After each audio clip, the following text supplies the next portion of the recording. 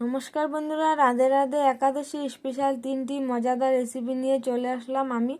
তো দেখো কি করে বানিয়েছি, চলো তোমাদের সাথে একটু শেয়ার করি। প্রথমে তেলটা গরম করে নিয়েছি, সেই তেলে বাদাম আর কাজু বাদাম ভাজা করে উঠিয়ে নেব। যেই তেলটা থেকে যাবে ওটাতে আমি এলাচ ফোড়ন দেবো। এলাচ দিয়ে তারপর আলুগুলো ভালো করে ভাজা ভাজা করে নেবো। ভাজা ভাজা হয়ে গেলে বাদামগুলো দিয়ে দেবো। বাদামগুলো দিয়ে ভালো করে ভেজে নিলে হয়ে যাবে। তারপর ভাজা ভাজা যখন হয়ে যাবে এটার মধ্যে সাবু দিয়ে নুন দিয়ে ভালো করে নামিয়ে নিলে হয়ে যাবে সাবু বাদাম ভাজা। তারপর এটা নামিয়ে নিলে হয়ে যাবে। আমি আরেকটা রেসিপি এখন বানাবো। এটার মধ্যে দেখো দুধ দিয়েছি। দুধটা ভালো করে ফুটে উঠলে আমি এখানে লেবু চিপে দেবো। লেবু চিপে দিলে হয়ে যাবে ছানাটা ভালো করে ছেঁকে উঠিয়ে নেবো। তো ছানাটা দেখো আমার হয়ে গেছে।